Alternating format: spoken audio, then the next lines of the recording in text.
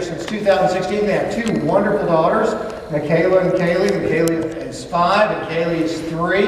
And Ashley has been on our Investing in the Next Generations team. She just rotated off as part of our Vision Discernment Plan. And she also, I believe it's been 3 years, that you've been the preschool director for Vacation Bible School, to which we say, God love you and bless you. And we're grateful for that. So these two dear friends have agreed. As a matter of fact, when I asked them, they just said they couldn't think of anything better that they would want to do on a Sunday morning than be up here and share with us. And we just happen to have this wonderful picture of them up here from when they first started dating, which is a part of our conversation this morning. So let's just get to it. Braxton, where are you employed? I work in the Navy. Yeah, just go ahead. They'll get you on.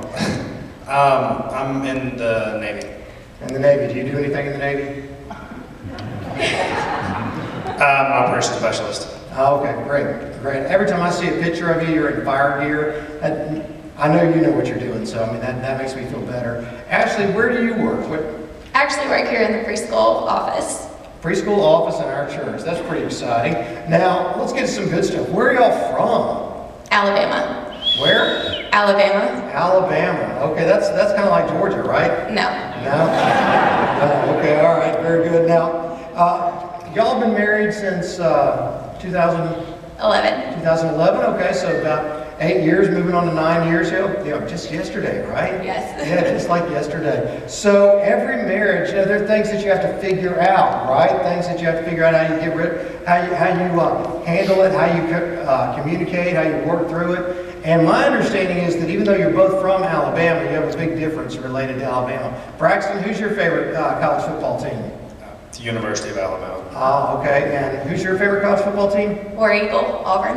Auburn. Okay, so for those of you who don't understand, this in Virginia, this doesn't sound like a big deal. You know, Virginia and Virginia Tech folks, they make nice to each other. They don't make nice to each other in Alabama. Okay, they don't. The Bama and the Auburn folks, they don't like each other that much. How have y'all worked this out? We don't watch football together. Okay, that works out well. Is that pretty fair? Is that pretty much what happens?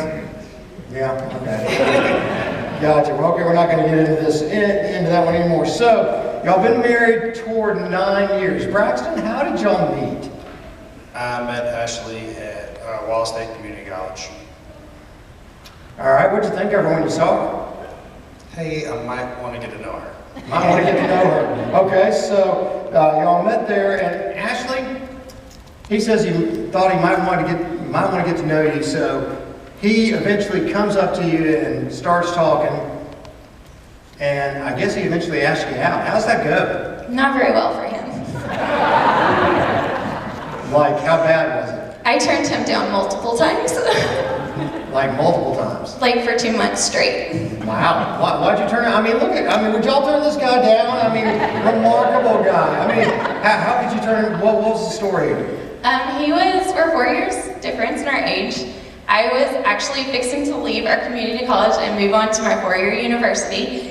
And he had just graduated high school and was just starting. And he was a baby and he was a jerk and I didn't want to have anything to do with him. Gotcha. And so this one here is who you wanted to go out with. So you kept asking. What made you keep asking? I mean, she tells you no once, she tells you no twice, she tells you no 3 times, and you kept asking. What made you keep asking her? At this point, I wanted to prove a point. I was stubborn. So I have a lot of determination going on here, and you were determined to tell no. You were determined to get her to say yes. What made you finally say yes? I thought if I gave him a chance, he'd leave me alone. Okay. Needless to say, it did not work that way. So you gave him a chance, and he wowed you. He did. He was not the jerk that I thought he was going to be. He turned out to be actually a pretty nice guy.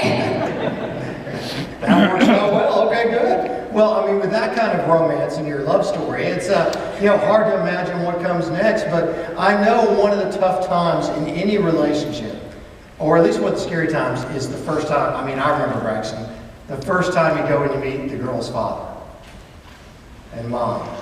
Yeah, that can get kind of scary. So, how did it go the first time you met Ashley's folks? Meeting her mom was not that bad, but the day I met her father, I didn't make it past the front door.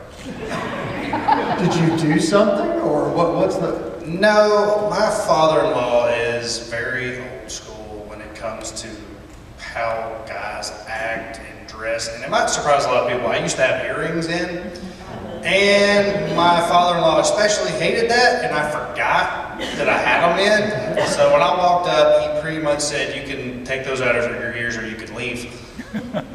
So I left.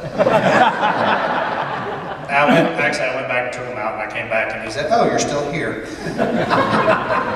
Nice, nice. So, Ashley, I just have to know, is your dad this way with just Braxton, or was he this way with any other guys? So it wasn't just you, okay. No, my dad is your typical Southern father.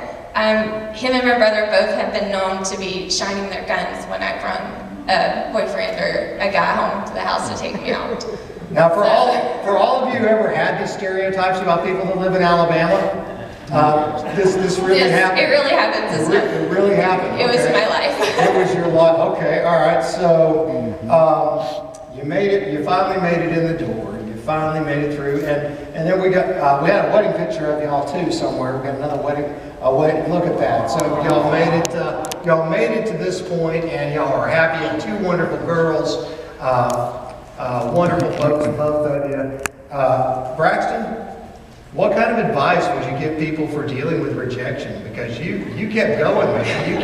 You kept making it work. You kept saying, "No, none of this. She's for me. She's the one." What kind of advice would you give people dealing with rejection? Pretty much don't let life get in the way. Don't let barriers keep you from what you want.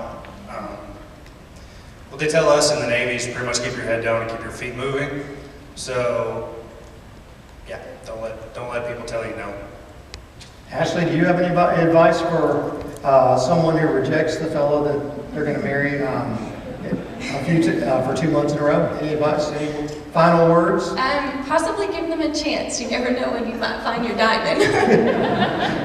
They're not always what they seem. So by diamond, you mean your diamond in the rough? Yes. Is that what you're saying? Okay. Fantastic. Y'all give them a hand. Isn't that great?